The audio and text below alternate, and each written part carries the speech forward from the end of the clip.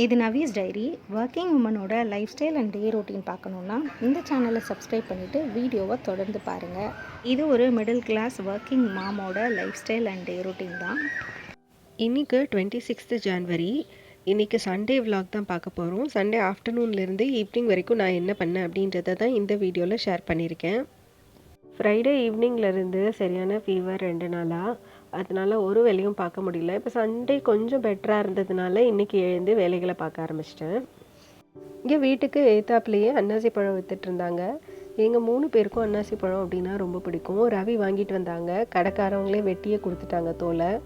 அன்னாசி பழத்தோட இந்த பொடி வச்சு சாப்பிட்றதுக்கு சூப்பராக இருக்கும்.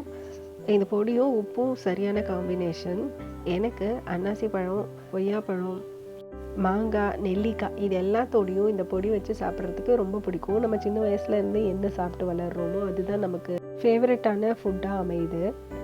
பழத்தை பார்த்த உடனே நாங்கள் 3 பேரும் சாப்பிட்ணுன்னு ஆசைப்பட்டோம். ரவிக்கிட்ட சொன்னேன், அவங்க கரெக்டாக வாங்கிட்டு வந்துட்டாங்க. ஆல்ரெடி தோல் வெட்டியிருந்ததுனால நான் தண்ணியில் மட்டும் கழுவிட்டு எல்லாருக்கும் அதை எடுத்து கொடுத்தாச்சு. நான் லஞ்சு சமைக்க இனிமேல் தான் செய்ய போகிறேன். ஆல்ரெடி 1 o'clock ஆகுது. ஒரு டீயை குடிச்சிட்டு அதுக்கப்புறம் லஞ்சு சமைக்க ஆரம்பிக்கலாம் அப்படின்ட்டு இருந்த பாலை வச்சு 2 பேருக்கும் டீ போட்டாச்சு. நான் கொஞ்சமாக குடிச்சிட்டேன். என் வாய்க்கு எது சாப்பிட்டாலும் டேஸ்ட்டு தெரியல, ஒரு மாதிரி கசப்பாகவே இருந்தது. அதனால நான் டீ எனக்கு சேர்த்து போட்டுக்கலாம். எப்படி இருக்குன்றதை பார்க்குறதுக்கு கொஞ்சமாக எனக்கு டேஸ்ட்டுக்கு மட்டும் வச்சுக்கிட்டேன். அது நான் குடிச்சிட்டு அதுக்கப்புறம் லஞ்சை ஸ்டார்ட் பண்ண போகிறேன். இன்றைக்கி காலையில் பொங்கல் தான் பிரேக்ஃபாஸ்ட்டாக பண்ணியிருந்தேன். பொங்கல்னால் டக்குன்னு வேலை முடிஞ்சிடும். நம்ம நின்றுட்டு கிச்சனில் தொடர்ந்து செய்யணும்னு அவசியம் இல்லை. வச்சு விட்டுட்டா போதும், டக்குன்னு முடிஞ்சிடும். அதனால இன்றைக்கி பொங்கல் தான் காலையில் வச்சுருந்தேன். அந்த குக்கரை ஒழிச்சிட்டு நான் அதே குக்கரில் தான் இன்றைக்கி சமையலை ஆரம்பிக்க போகிறேன். சமையலை ஸ்டார்ட் பண்ணுறதுக்கு முன்னாடி புளியை ஊற வச்சாச்சு. இந்த புளி ரசத்துக்காக ஊற வச்சுருக்கேன். பிஃபோர் மேரேஜ் எங்கள் வீட்டில் புளி போட்டு தான் சாம்பார் வைப்பாங்க. இவங்க வீட்டில் தக்காளி போட்டு. இவங்க வீட்டில் வைக்கிற சாம்பார் அந்தளவு புளிப்பு இருக்காது. நான் நல்லா புளிப்பான சாம்பார் சாப்பிட்டு பழகினால நான் சமைக்கும்போது அன்றைக்கி டேக்கு என்ன தோணுதோ அது மாதிரி வச்சுப்பேன். புளி சாம்பார் வைப்பேன். டைம் இருந்ததுன்னா, அவசரமாக செய்யணுன்னா தக்காளி சாம்பார் வைப்பேன். இப்போ நல்லா புளி கொதிச்சிருச்சு. இது ஆறட்டும். அதுக்கப்புறமா எடுத்து புளியை கரைச்சிடலாம். இப்போ நான் இதே சின்ன குக்கரில் நான் பருப்பு வேக வைக்க போகிறேன். சாம்பாருக்கு தேவையான துவரம் பருப்பை எடுத்து இதை குக்கரில் போட்டுட்டு இதில் தேவையான அளவு நான் தண்ணியை விட போகிறேன். காலையில் செஞ்ச அதே பொங்கல் வச்ச பாத்திரம் தான். இப்போ நான் இதில் ஒரு 3 தக்காளி போட போகிறேன். இன்றைக்கி தக்காளி சாம்பார் செய்ய போகிறதுனால பருப்பு வேகும்போது தக்காளியும் நல்லா குழஞ்சி வெந்துடும். குக்கரில் விசிலை போட்டு இது வேகட்டும். அடுத்து கீரைக்கு தேவையான அளவு தண்ணி விட்டு கொஞ்சம் பயத்தப்பருப்பு போட போகிறேன்.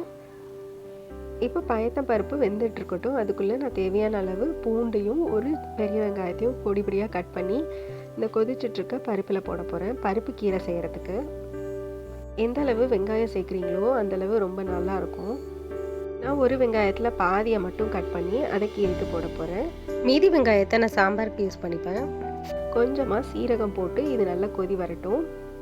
இப்போ இன்னொரு அடுப்பில் இந்த கடாயை எடுத்து வச்சிடலாம். இது காலையில் பொங்கலுக்கு நெய் தாளித்த பாத்திரம் தான், அதனால தான் ஒரு மாதிரி கலர் மாறி இருக்குது.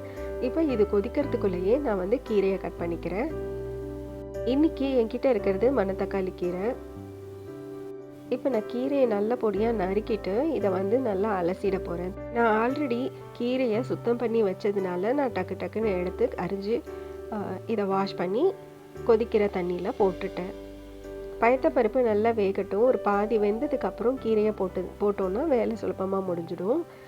இப்போ இன்னொரு அடுப்பில் நான் பருப்பு வச்சுருந்தேன் இல்லையா, அது விசில் முடிச்சிருச்சு. நான் அந்த குக்கரை இறக்கிட்டு சாதம் வைக்க போகிறேன். இப்போ சாதம் 2 டம்ளர் இல்லை 2.25 டம்ளர் அரிசியை போட்டுட்டு தேவையான அளவு தண்ணி விட்டு இந்த குக்கரை மூடிட போகிறேன். அதுக்குள்ளே நான் புளியை கரைச்சிக்க போகிறேன். இது ரசத்துக்காக நான் கரைச்சிட்ருக்கேன். புளி தண்ணியில் தேவையான அளவு உப்பு, மஞ்சத்தூள், கொஞ்சமாக ரசப்பொடி, அதுக்கப்புறம் ஒரு தக்காளி, ஒரு பச்சை மிளகாய் இது எல்லாத்தையும் போட்டுட்டு ஒரு கொதி வந்தோடனே இறக்கிடலாம். இப்போ கீரையுமே ரெடி ஆயிடுச்சு. இன்றைக்கி நம்ம வீட்டில் லஞ்சு சாதம், உருளைக்கிழங்கு சாம்பார், மிளகு ரசம், கொஞ்சமாக சிப்ஸு, அதுக்கப்புறம் மணத்தக்காளி கீரை கூட்டு. லஞ்சை சாப்பிட்டுட்டு கொஞ்ச நேரம் நவிக்கு படிக்கிறதுக்கு ஹெல்ப் பண்ணேன். அவளுக்கு சொல்லி கொடுக்கறது வேண்டியதெல்லாம் சொல்லி கொடுத்தேன். சாயந்தரம் காய் வாங்குறதுக்கு வெளியில் போகணும். அதனால ஈவினிங்கே அவளை வந்து படிக்க வச்சுட்டு அவளுக்கு தலையை சீவி நானும் ரெடி ஆகிட்டேன். இந்த வாரம் சண்டே தோசை மாவை அரைக்காமல் விட்டுட்டேன். இந்த வாரம் என்ன ஆக போகிறேன் எனக்கே தெரியல. கொஞ்சம் கஷ்டமாக தான் இருக்கும். வீக் எண்டில் தோசை மாவு அரைக்காமல் விட்டால் அந்த வீக் ஃபுல்லாகவே திண்டாட்டம் தான். பார்ப்போம் எப்படி போகுது அப்படின்ட்டு. காய் வாங்குறதையும் விட்டுட்டேன் அப்படின்னா அதுக்கப்புறம் ரொம்ப கஷ்டம். அதனால நான் போய் அவசரமாக இன்றைக்கி ஈவினிங் காயை வாங்கிட்டு வர போகிறேன். வீட்டில் ஒன்றுமே வெங்காயம் தக்காளி அப்படின்ட்டு எதுவுமே இல்லை. நான் போய் எல்லாத்தையும் வாங்கிட்டு அதுக்கப்புறமா உங்களை பார்க்குறேன். நம்ம வழக்கமாக பக்கத்தில் இருக்க ஒரு கடையில் தான் காயை வாங்குவோம். இப்போ அந்த கடைக்கு தான் நாங்கள் கிளம்பிட்டுருக்கோம். மணி ஒரு 6 இருக்கும். வாங்க கிளம்புவோம்.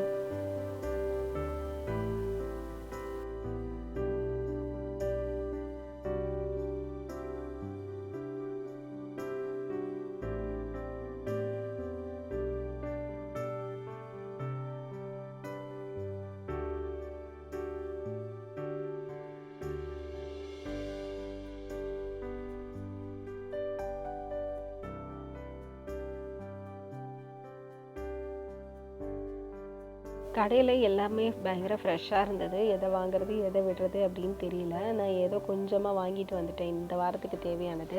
வாங்கிட்டு நவி வந்து ஐஸ்கிரீம் சாப்பிட்ணும் அப்படின்னு சொன்னால், ஸோ அவளுக்கு 2 ஸ்கூப் ஐஸ்கிரீம் வாங்கியாச்சு. ரவிக்கு 1 ஸ்கூப் ஐஸ்கிரீம், எனக்கு ரோஸ் மில்க்.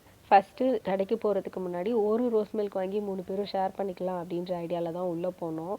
அதுக்குள்ளே ஐஸ்கிரீம் வேணும்னு கேட்டா. அதுக்கப்புறம் ரவியும் ஒரு ஐஸ்கிரீம் வாங்கினாங்க. அப்படியே 3 பேருக்கும் தனித்தனியாக வாங்கியாச்சு.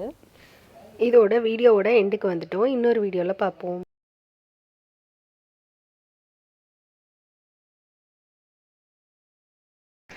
இந்த வீடியோ உங்களுக்கு பிடிச்சிருக்கும்னு நினைக்கிறேன். தேங்க்ஸ் ஃபார் வாட்சிங்.